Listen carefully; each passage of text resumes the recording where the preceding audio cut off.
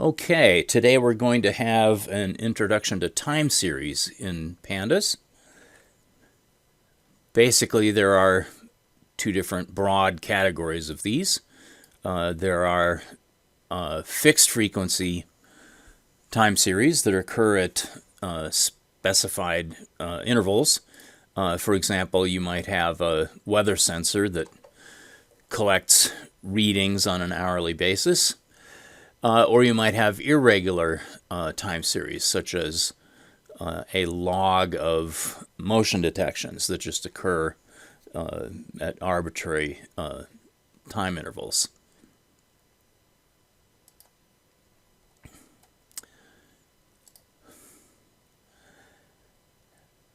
In terms of kinds of data that we might have to deal with in pandas, we may have specific timestamps for certain events.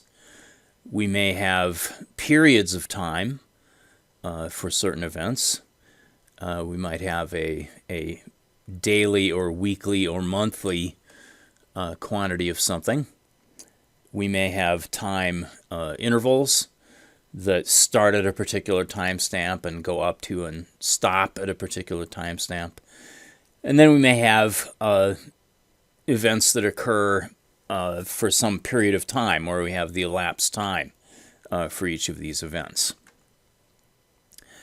To illustrate some of the features here, we're going to start out by doing our usual collection of imports. We're going to import NumPy and pandas and matplotlib.pyplot. Then we're going to, from the datetime module, import the datetime type. Now, the datetime type, among various other things, has a method called now. And if you ask for datetime.now, you will get exactly the current date and time to the microsecond level of precision. Okay, so when I originally did this, it was November 21st, 2024, 24 minutes after midnight, 3 seconds and 275,000 microseconds approximately. Once you have now, you can split now up into various components. Let me give this a demo here. So I'm going to import, I'm going to import NumPy as NP, import pandas as PD, import matplotlib.py plot as PLT, and then we're going to import, or from datetime, we're going to import the datetime data type. Okay. From datetime, import datetime. Ah, misspelled. Misspelled datetime. From, okay, come on now. From date time, import date time. There we go. And now I'm going to say, I'm going to create the variable now, and that's going to get date time dot now. Now is a datetime object, which shows the year, month, day, hour, minute, second, and microsecond. And I can ask for now.month, now.day, now.year, and so forth. The data type of each of these components within the datetime object is simply an int. So if I ask for the type of now.month, microseconds. Oh, microsecond. Now dot microsecond. Okay, I get told that that thing is an int. Another way of accessing information about now is to display a string representation of now. And we have a method called ctime. This actually dates back to an ancient Unix operating system function of the same name that displays a character representation of the time. So now.ctime gives you a Unix style date string. Day of the week, month, day, hour, minute, second, and year. Okay.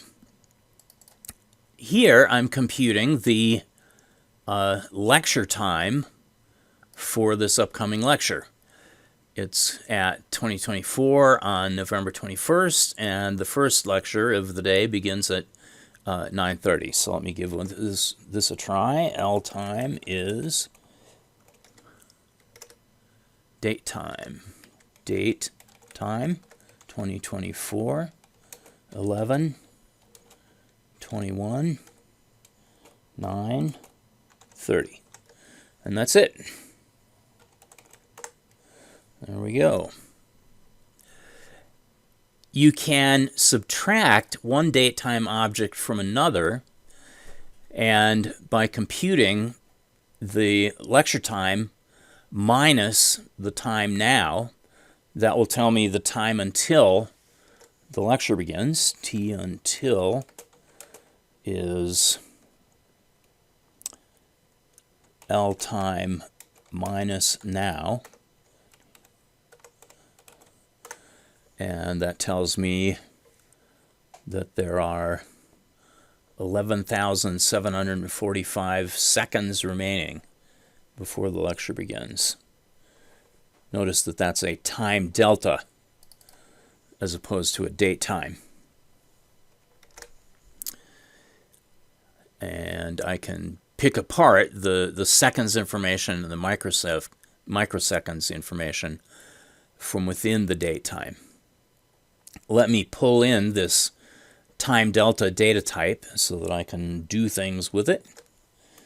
So I'm going to say from the date time module, import time delta. Time delta 7 means to add 7 days by default. So I'm going to set my start value here to the date for Christmas. Start is date time 2024 12/25. There we go. And it happens that New Year's Day is always 7 days later. Okay, so Christmas Day plus a time delta of 7 days gets me to January 1st. Okay, so in addition to date time and time delta, other data types contained within this date time module include just date separately and just time separately. The date is using the current Gregorian date standards. So if we go back to dates prior to the wide use of Gregorian calendars, we'll have some anachronisms going on. There's also a TZ-info data type that tells us information about the time zone that we happen to be in. Okay. So here's my lecture time. Once again, same thing as I had before. Let me confirm that I still have that. So L time is still when it was. And I can convert that into a Unix character style time. I can also simply convert it to a string. Okay, the time the date time class, the date time data type does have a stir conversion function defined that happens to display some ISO format date, ISO 8601 format, which is year, month, day, hour, minute, second. And if that's not sufficient for me, there is another ancient function called stir f time. We're going to do a formatting of the time into a string, is what that's all about. And there are various format codes for doing this string formatting. So %m means that I want to see the month as a 2-digit number. %d shows me the day as a 2-digit number. %Y shows me the year as a 4-digit number. If I were to use %y, that would mean the year as a 2-digit number. And because I want to see slashes in between the month, day, and year, I just type in the slashes into my format.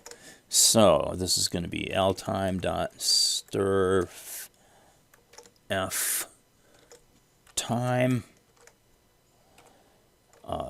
month, day, 4-digit year, and this is going to be, oh yeah, and that's it. Okay, and so there I get the month, day, year representation of the lecture time. I left out the hours, minutes, and seconds, but I could have included that if I had wished. Here is the date for Valentine's Day in 2015. In some format, you can represent dates in various formats. So this is going to be Val Day gets 14/02/15. So stir f time took a date time and formatted that into a string in a format that I preferred. Now we're going to take the string and convert that string into a date time. And we use a function called stir p time for this. Okay, so this is going to be Murdoch BD. This is my dog Murdoch's birthday. So Murdoch BD is date time dot stir p time,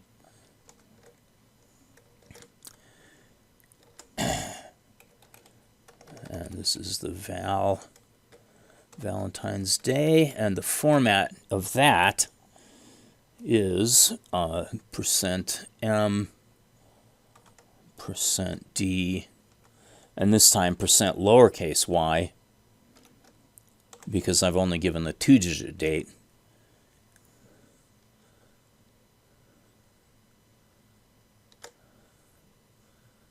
Day, month, year. Oh, yeah, day, month, year, not month, day, year. So that's okay. Silly me. Okay, so this is day, month, and year.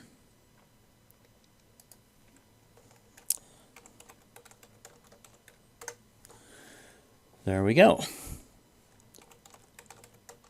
And I can ask for the C time if I want to see the Unix style string representing that day. Cool. We can use datetime values as an index into a series of observations that were recorded at certain timestamps. Here's an example. I am creating a list of date times called dates. Notice that each date time is constructed from the year 2024, the month 11, and I'm actually using a comprehension here so that the day gets filled in with values from 1 through 7, that is 1 up to but not including 8. So this is going to end up generating a list of 7 date times for November 1st through and including November 7th.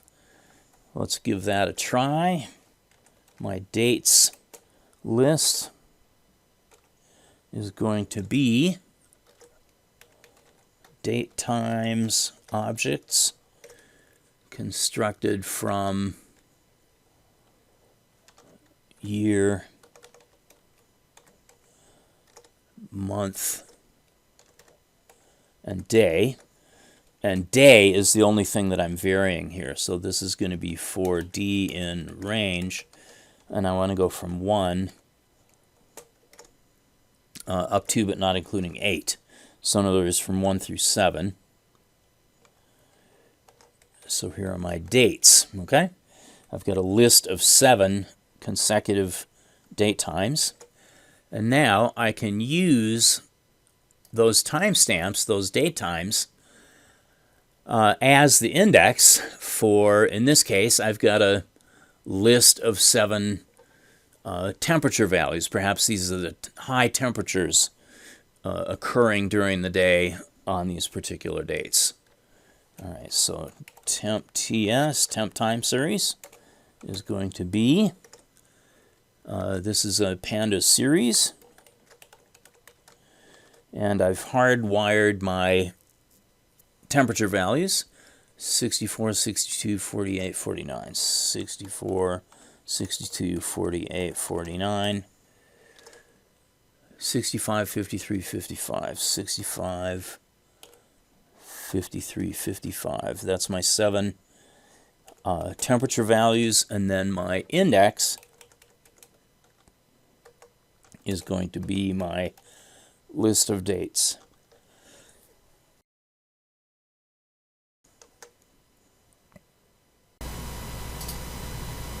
Okay, so when I display the temp time series,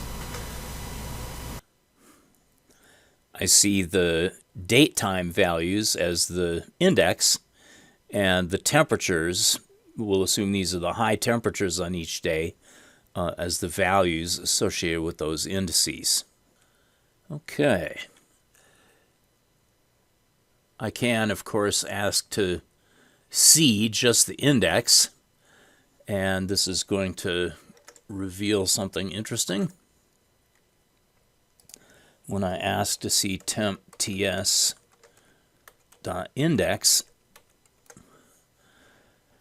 I do see the dates in year, month, day format. Notice that the D type here, this is actually a NumPy data type. It's not a datetime data type, but it's equivalent. This is the 64-bit representation of the date time stored in nanoseconds. So NumPy itself has even more precision than date time, which is using microseconds.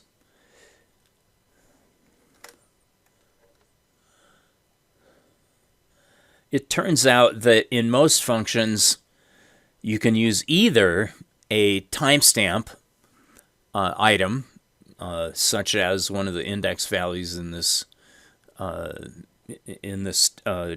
temperature time series index, or you can use a date time. Those are usually successfully interchangeable. Here, just for completeness, it's not a very interesting plot, but here is how you can go ahead and set up a plot of this time series information. Let's do that. So I'm going to say temp ts dot plot. We get a line plot by default, so I don't need to specify the kind. I want my Y label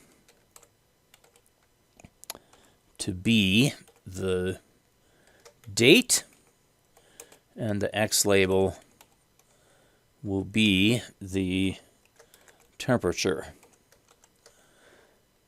And now I need to use my plot.show. And here it is. Okay. Temperatures in the range from about 65 down to about 48 or so, it looks like, over that 7-day period of time. Okay, so in pandas, we can use the date range method. Come back here. As a way of generating a so-called date time index over a range of dates. And one way of using date range is to simply specify a beginning day and an ending day, and the date range function will automatically generate datetime index values throughout that entire range of days. All right, so I am generating this long list of date times into this variable dr for date range. And when I display that variable, I see that, yes, my date time index starts on January 1st of 2020 and goes all the way up through the end of June of 2024, June 30th of 2024. Each of these is a 64-bit date time in nanoseconds, and there were 1,643 of these date range values generated. This frequency string here tells me that these are day indexes. Okay. Let me do this one. Okay, so dr is going to get pd.date range. I want to start on January 1st of 2020, 2020-01-01, and I want to go up to and including 2024-06-30. Okay, and I will get, as we saw, 1,643 of the days in that range. Another way that I can use the date range function is to specify a beginning day, and then, rather than specifying an ending day, I can just tell date range how many periods I would like to generate. Because this initial date is a day without hours or minutes or seconds or microseconds, nanoseconds I guess it is in pandas. Here I'm specifying that I want 1,000 days starting from January 1st of 2020. Let's give this one a try. So DR2 is also going to be a date range. We will start at 2020-0101, but this time we're going to generate 1,000 settings,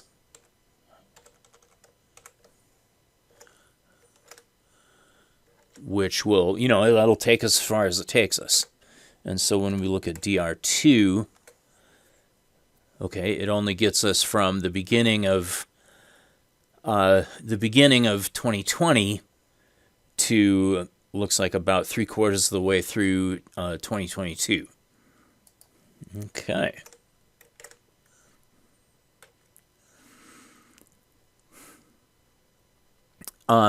Once again, here in this third example on slide 13, I'm specifying my starting date. Whoops. I'm specifying my starting date. I'm specifying the number of periods that I want. But in this case, my frequency, MS, means that I want to get every start of every month. So I'm going to get 100 initial days of each month, and that will take me all the way from January 1st of 2020. Notice that our next value is February 1st of 2020, and then March 1st of 2020, etc. I will only get through all 100 periods if my last date time that's generated is April 1st of 2028. Okay. Let me do that one now. So this is going to be DR3. And it's going to be pd.date range. We're going to have 2020-0101 as our, 0101 as our starting date.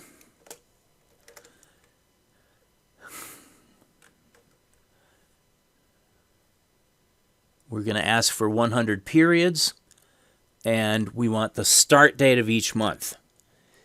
Okay, so periods is equal to 100. And the frequency, instead of being the default, which is daily, we're going to have the starting date of each month. All right, so here's DR3. All right, so altogether I have 100 values in this index, and you'll notice that each one of these days in here is the starting day for a particular month. So every one of these days is the first of some month.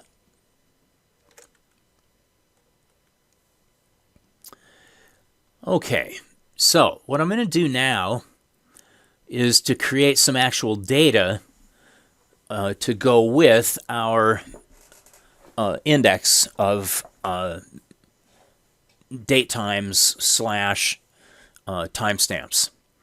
So from the beginning of 2020 through the middle of 2024, I'm just going to use a random number generator here to generate the appropriate number of temperatures, and these temperatures are going to range from 30 up through 65.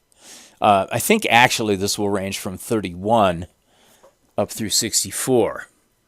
And I will use my date range as the index to go along with these randomly generated integers. Okay, so we're calling this guy dr, and it's going to get, oh, actually we already have dr. I don't need to recreate that. All right, I've got dr.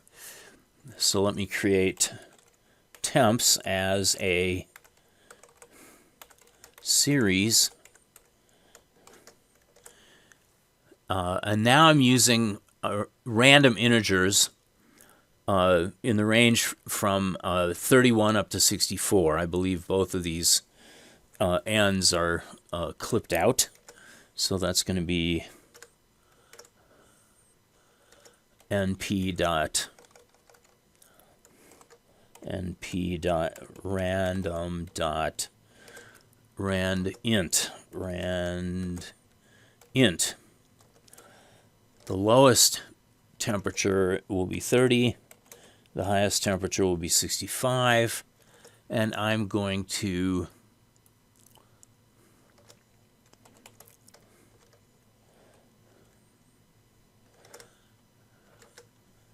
use the number of records in DR, the number of indexes in DR, to generate exactly that many random readings from this random integer array from 30 up through 65. Oops, forgot my closing parenthesis for my series, and here we go. Okay. All right, so now I've got 1,643 temperature values.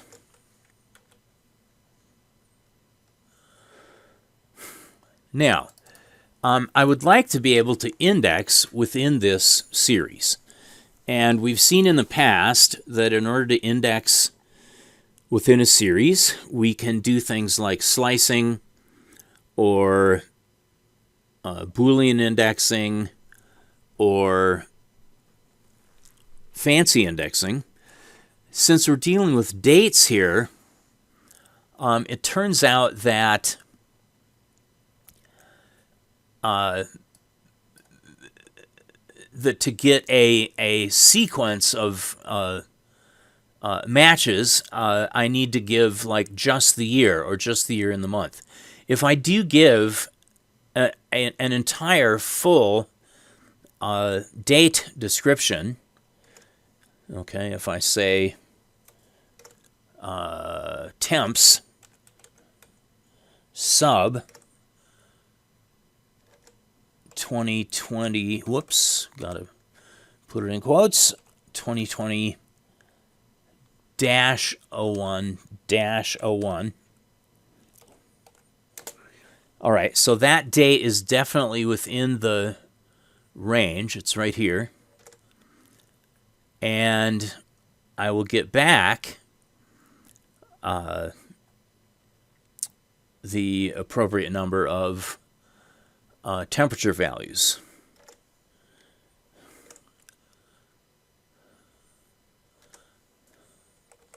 I'm sorry, I will get back, I'm sorry. I will use this index into temps to get back the temperature for that particular day. Why didn't that work? Oh, I know why. Silly me. Silly me.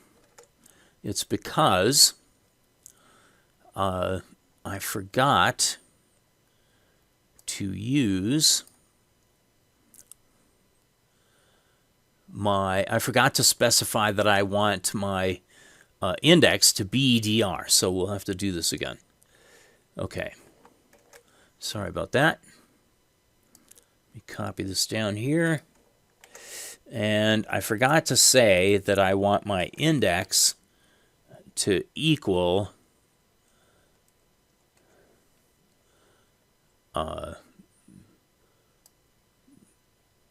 DR.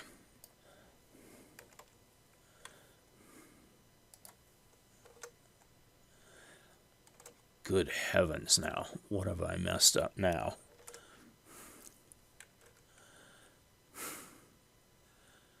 PD series. Okay. Oh! That should just be, oh, it is temps. Series. Did I forget to create DR? No, DR is around. So temps is going to be a series of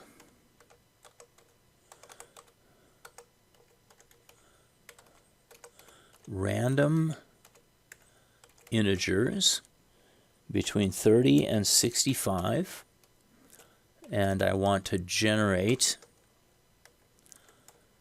the same number of those that are found in the index, and then I need to specify that my index is dr. There we go. Don't know why it was failing before. All right, so now I have my dates as the correct indexes for these values. And so now if I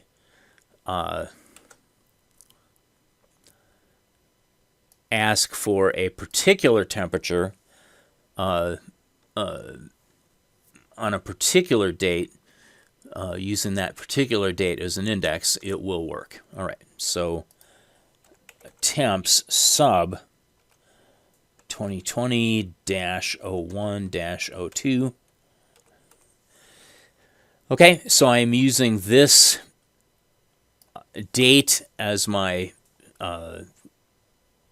as the pattern that I'm trying to match as my index value, and I should get back this value of 35.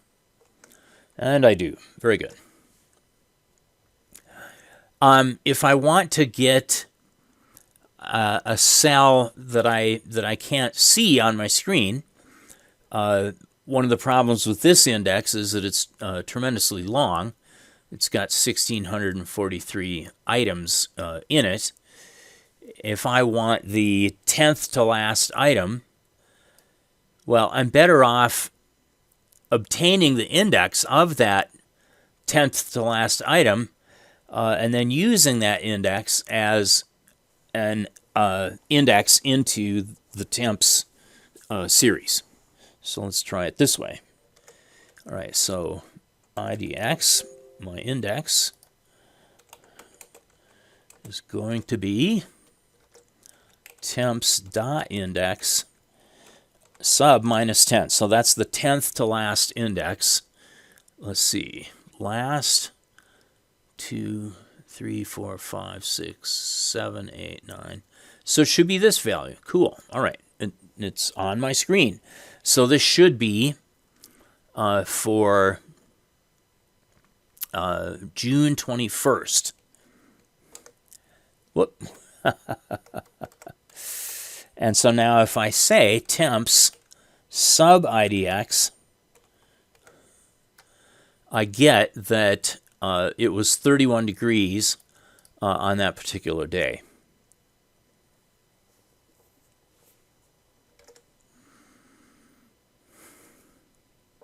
All right.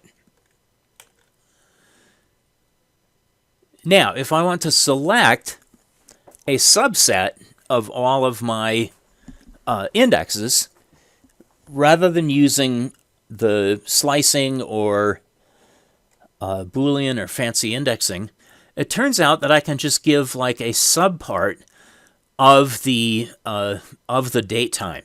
So if I want to get all of the records for the year 2020, I can do that. I can say temps sub 2020,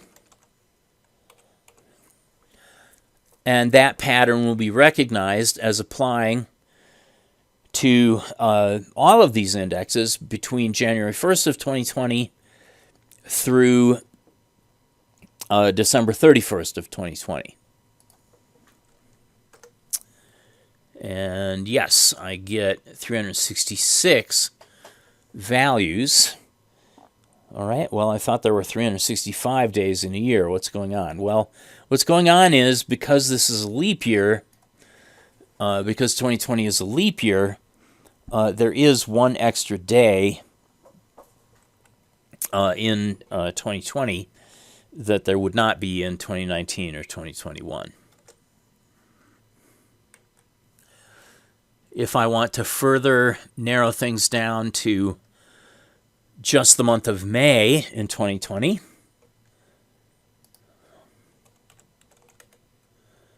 I can use 2020-05.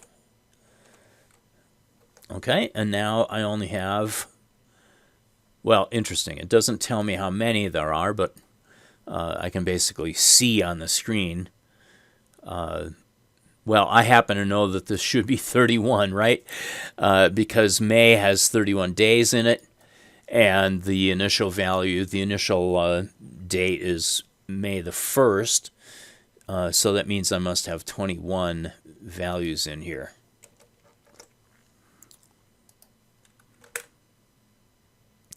Here, just as a reminder of how to create a plot, is a plot for this randomly generated data. It just looks like a scrambled mess.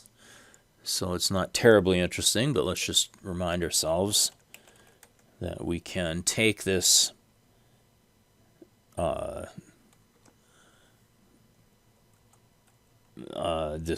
series and plot with the y-args, the y-label of temperature. Yeah, y-label equals temperature.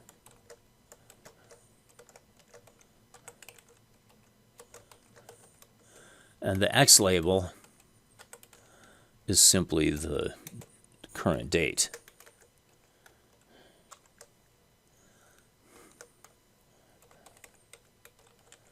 And I'll show that result. All right, there we go. So because these are randomly generated on a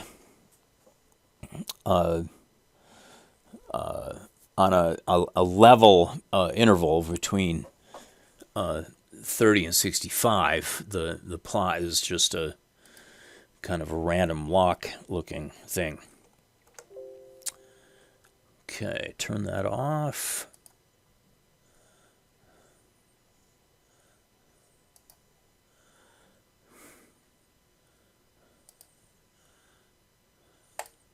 There we go. We can, of course, describe the series. This will tell us how many records were processed, what the mean and the standard deviation are for this particular collection of values. And we get the quartile information as well. We see that 47 is right about at the middle of our data frame, and so on. Let me just confirm that that works. And it does. Isn't it amazing?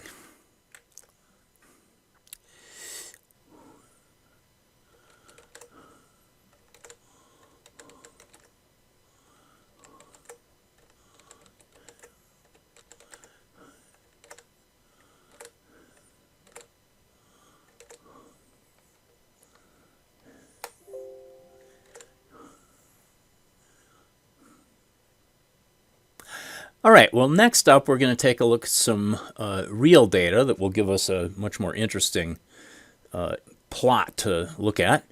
I've got from NASDAQ 5 years worth of closing prices for Apple stock from today, counting backward for 5 years.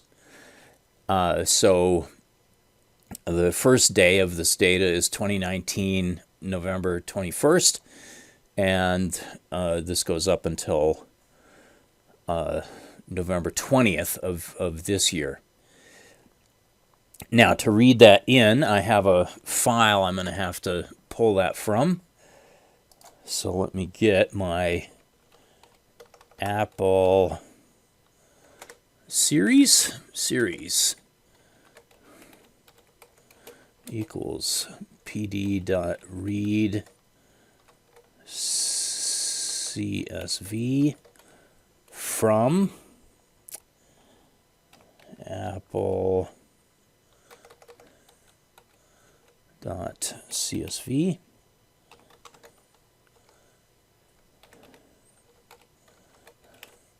And here's my Apple series. Now, you will notice a couple of things about this. First of all, the date column is not the index. In fact, this thing is set up as a data frame rather than as a series. And the order of the dates is upside down. So the first thing we're going to do is reverse the order of the records.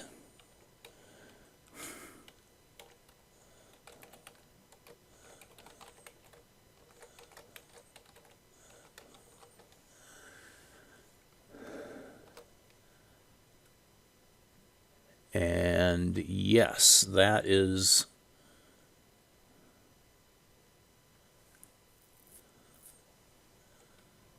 no. That is not the order that we want. Okay, I know why. Because the zeros are missing from in front of the months and in front of the days in this case. So what we need to do very first is to alter the data type of the date column. The data type currently is just object, so we need to modify the date column to be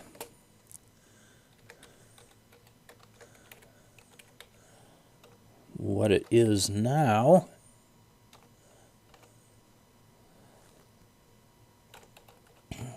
and apply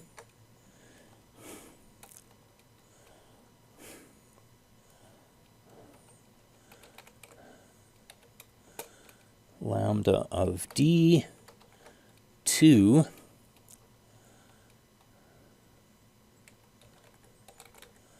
date time of d.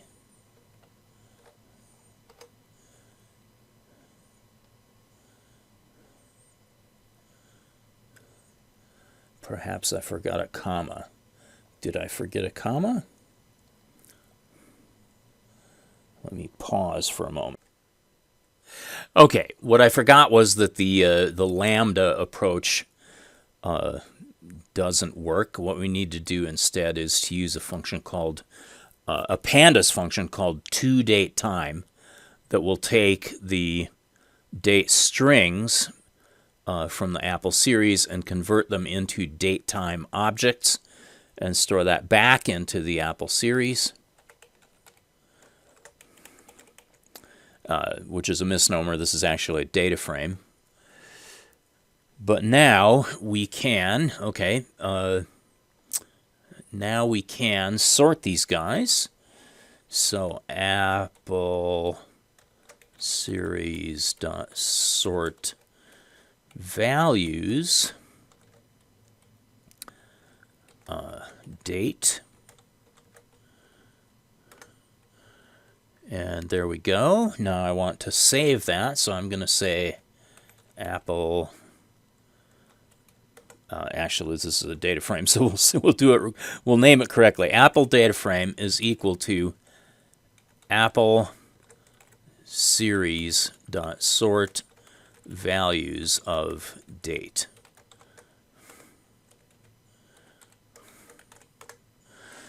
All right, and at long last, okay, so now I have my date times in the correct order, and I have my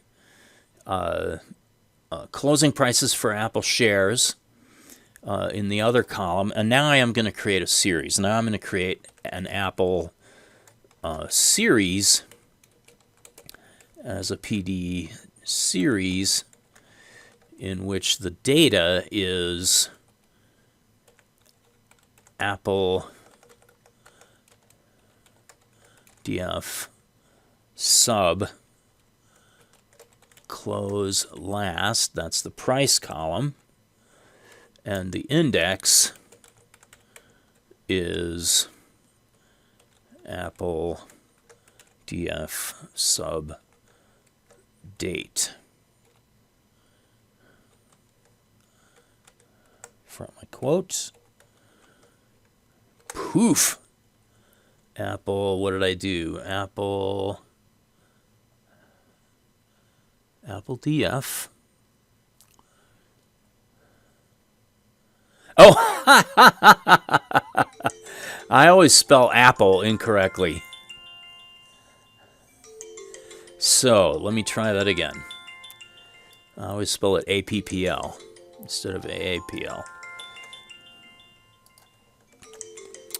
So here we go, AAPL. And at last, there we go. So now we have our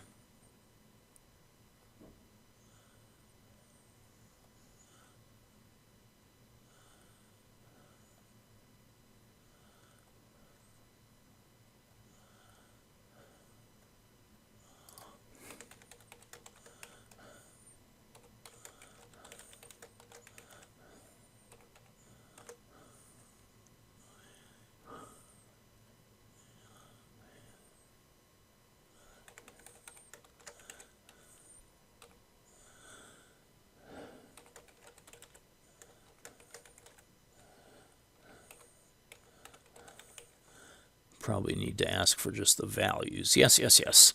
All right, we finally got this wrestled to the ground. All right, so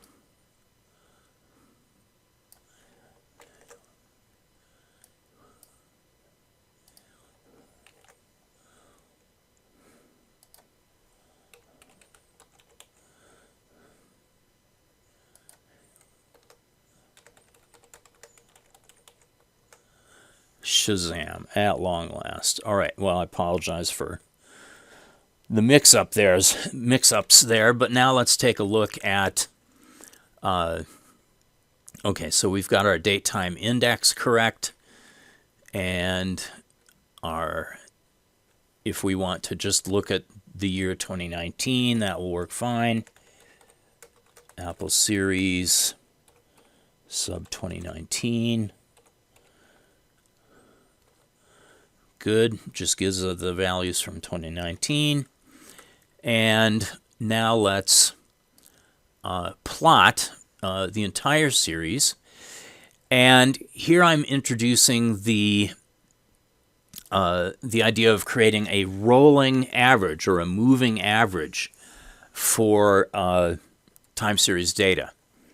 So we're going to do both a plot of the original data and a plot of the rolling average data, and then we'll do our plt.show, which will show both of those plots combined.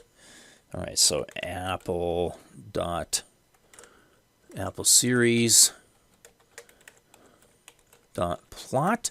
That's just going to plot the closing prices, and Apple series dot rolling. I'm going to compute a 50-day moving average and plot that. That's what's going to show up in the orange color. And there we go. So we have the daily closing prices for Apple shares between late 2019 through yesterday, 2024. And we've got the 50-day moving average as well, and we can compute the 200-day moving average and so on. So there are many other facilities that we can use to analyze and plot time series kind of data. Here we've introduced some of the basics. Okay.